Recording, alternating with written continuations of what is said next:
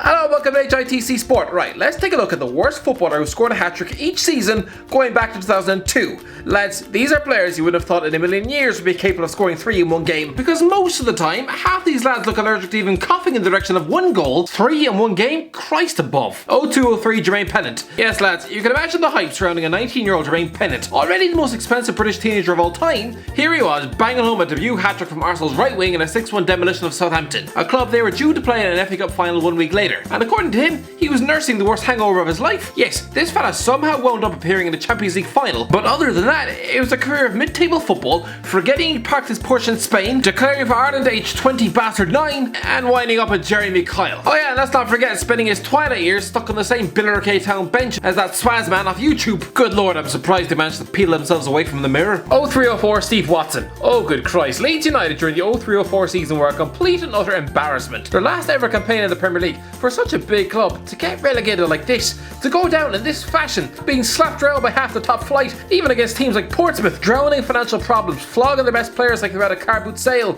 Just a damn disgrace to see such a proud club treated this way. Anyway, to top it all off, they were subjected to the absolute shame of conceding a hat-trick to an Everton full-back. Steve Watson scored 26 goals throughout a 400-game Premier League career as a right-back, and here he was popping up with 3 in one match for Everton back in late 2003. For Leeds fans, you don't get much more embarrassing than this. It was as if they had their club's dignity squeezed down a toilet. Christ, Steve Watson scoring a hat-trick against you. Good Christ. 04-05 Robert Earnshaw. Listen, we all know Robert Earnshaw was a bang average journeyman centre forward who belonged in the Championship. But fair play, because this was the performance of his life. With West Brom stuck in a relegation scrap, they travelled to Charlton Athletic in the spring of 2005 and he banged in 3. The Baggies won 4-1 and somehow went on to stay in the league. Earnshaw scored 3 times as many goals in this game than he managed in an entire top flight campaign with Derby County. Although to be fair, that team was embarrassing on many levels.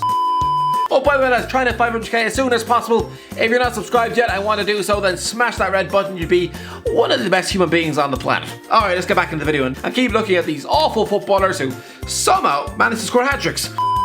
05-06 Luke Moore. Listen, Martin Harewood is unlucky not to make this list after this slab of meat sweat somehow bolted in a hat-trick for West Ham against Aston Villa in September 2005. I'm convinced that's the only reason they ever decided to buy him. Villa got a bit of redemption later in the season though, when they somehow managed to drag 3 goals out of an even worse striker. Luke Moore was one of the most painfully bang average centre forwards to ever grace Villa Park, but in February 2006 somehow stuck 3 past Mark Schwarzer at the Riverside as Villa ran out 4-0 winners. And to think Steve McLaren would still be offered the England job before the year was out. Just mental. 06-07 Peter Crouch. Okay, listen, I know Peter Crouch is a damn good player, but the 06-07 season, nobody really wanted to score a hat-trick. Only 3 players did so, and the other 2 were Wayne Rooney and Didier Drogba. So I have to go for Crouch, even though he was a good player. When he banged in the perfect hat-trick for Liverpool in a 4-1 drubbing of Arsenal back in March 2007. Yes, young Gunners fans, you still couldn't defend even back then. 07-08 Alfonso Alves. Whereas the previous season only produced 3 trebles, good lord, the 07-08 season, you couldn't move for the hat-tricks. There were 15 separate ones. 15! Footballers were falling over themselves to bang them in. I suppose that's what happens when you chuck a miserably laughable Derby County defence into the top flight. Open the damn floodgates. For Christ's sake, Bajani picked up 2 hat-tricks for Portsmouth. A player of his limited talent should never be allowed to score more than 5 goals in a season, never mind 2 hat-tricks. There were 2 in one game, with both Rocky Santa Cruz and Marcus Bent getting in on the act during an insane 5-3 win for Wigan over Blackburn. An injury-riddled Mikel Forssell banged in 3 against Spurs. John Crew devoured Newcastle whole for breakfast, but I have to go for Alfonso Alves.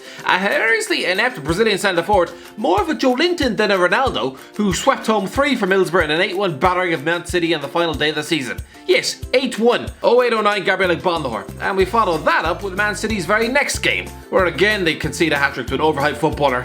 Gabriel Bondohor sunk 3 past the hopeless City defence on the opening day of the 08-09 season for Villa as they steamrolled them 4-2 at Villa Park. Good God, their Megabags takeover could not have come quick enough. Sure, okay, this was around the time Bondohor had a bit of hype around him, but come on, he had all the hunger and drive of a mashed potato. 09-10 Aruna Dindan. Well, this is fairly simple. Portsmouth during the 09-10 season were pretty hopeless, and Aruna Dindan, their Ivorian flop centre forward, wasn't much better. Still though, he did help himself to a hat-trick and a 4-0 win over Wigan. Don't get too excited, lad. Within 2 weeks, this defence would be conceding 5 in one half against Jermaine Defoe, shipping 9, yes 9 at Spurs. I don't think anyone was tipping Roberto Martinez to go on and finish 3rd at the World Cup, when back then, he seemed to chuck empty bags of spaghetti into his defence. 10-11 Leon Best. Christ, where do you start? The 10-11 season season seemed to hand out hat-tricks to anyone with a working pulse. Good lord, Maxi Rodriguez, some aging Liverpool winger, he scored 2 in 2 weeks. I'll go with Leon Best though, who had not scored 1 goal for Newcastle since arriving from Coventry City 1 year ago. And he was a centre forward. With Andy Carroll out injured, the Geordies were wondering where on earth the goals were going to come from. And then Best steps up with 3 in a 5-0 home thumping of West Ham in January 2011. If anyone needed any more proof that West Ham needed relegating, it was this embarrassment. At Evan 12, Andy Johnson. Well, I could touch on Peter Odemwingie firing 3 past Wolves on a derby win for West Brom. It was apparently bad enough to get Mick McCarthy the sack, but no, instead I'm going to go with Andy Johnson,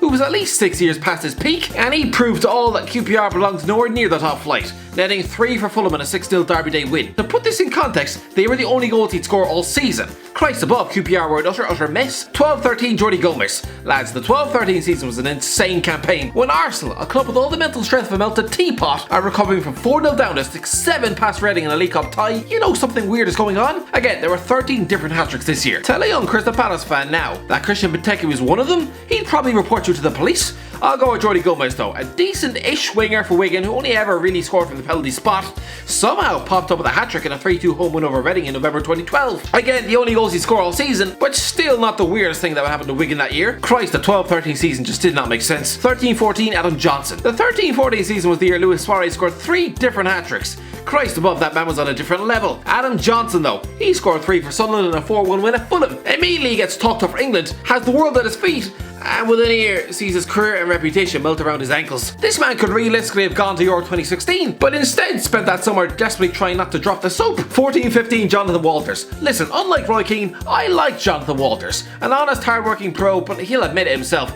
he had his level. This was the same guy who missed a penalty and scored 2 own goals in 1 goddamn game. He was prone to the ridiculous as well. Fair play though, because he has a Premier League hat-trick to his name. He smashed in 3 for Stoke in a 3-1 pummeling of QPR back in January 2015. But again, QPR were still championship standards, so it doesn't really count as a truly Premier League hat-trick. 15-16 Aruna Kone.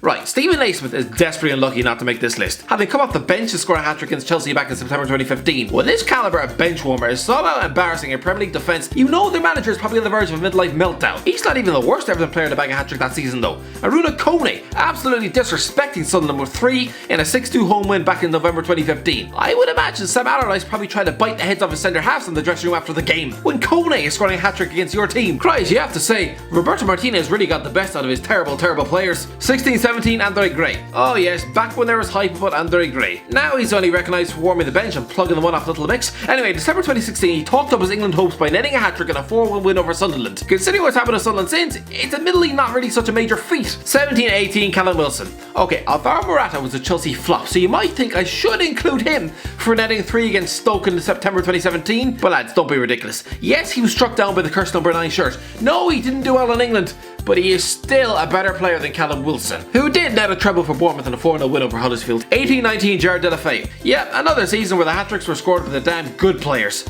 I'm gonna have to go with Gerard Deulofeu, who has the potential to be world class, but only turns up 6 times a season. He turned it on in Cardiff though, torching their defence with a treble and a 5-1 win for Watford back in February 2019. I think it was probably at that point Neil Warnock most likely gave up. Oh, by the way, a special mention to Ayoze Perez, a decent player, but who was mostly frustrating to Newcastle fans. For Christ's sake, the only reason he sticks his fingers in his ears as a celebration, that was to drown out Geordie's just calling him an overrated donkey. But yeah, he managed to pop up with a hat-trick in a 3-1 home win for Southampton. And what's even weirder, he'd score a hat-trick in Southampton the next season too. Christ, that man must have some sort of weird vendetta against that club.